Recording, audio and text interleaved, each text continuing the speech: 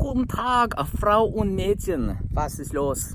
I'm out today getting sunburned at the J. Ding Darling Wildlife Refuge on Sanibel Island using the Fujifilm X-T3 and the 100 to 400 millimeter with the 1.4 teleconverter.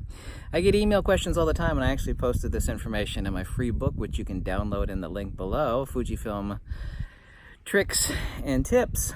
And like, the only reason I'm actually shooting ISO 400 out here is to capture some of the birds in flight action.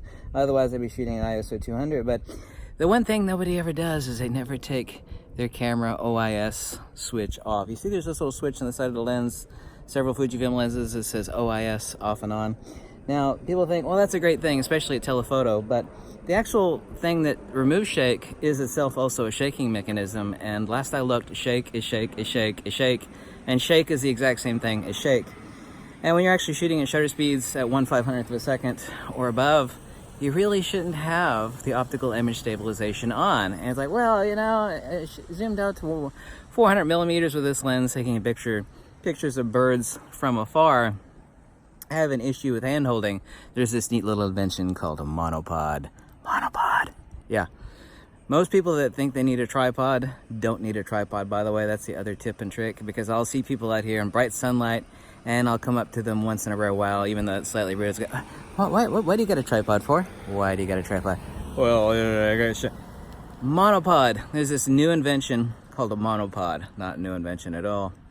If you have the issues with that, which of course everybody really does, like for example, hand holding the 600 millimeter f4, it's insanely heavy and basically impossible. I've been out here with my 600 millimeter f4, which I don't own anymore, since I never really used it in bird photography. It's just kind of relaxing fun. But you shouldn't have the optical image stabilization switch on if you're shooting really above 1/250th of a second. I say 1/500th of a second. There's no specific shutter speed, but the same thing that eliminates shake, yeah, is itself a shaking mechanism. Yeah, that's a shaking mechanism. It's very quiet and peaceful out here. There's a lot of fish. I actually see some herons out there. And it is just blasting hot. The sun is finally out, even though this is the rainy season. It's been raining for days and days and days and days and days nonstop. But turn the optical image stabilization switch off on your lens, because it doesn't need to be on. It's there for a reason. It's there for slow shutter speeds, low light conditions, and yet flick it on. That's when the anti-shake mechanism, which is itself a shake mechanism. You see, this is the one thing that nobody ever really explained. Not Nikon, not Canon, not Fujifilm, not Sony, nobody. That the anti-shake optical image stabilization mechanism, just like the IBIS mech, is itself a shaking mechanism.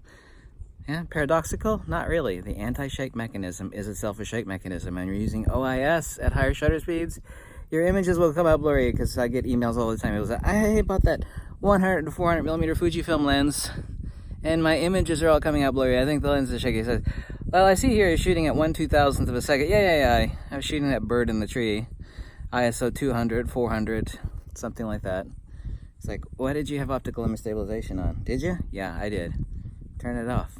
Turn off the shaking mechanism at higher shutter speeds. Yes. It is just hot out here. It is just hot. Now ask me why I'm wearing a tank top.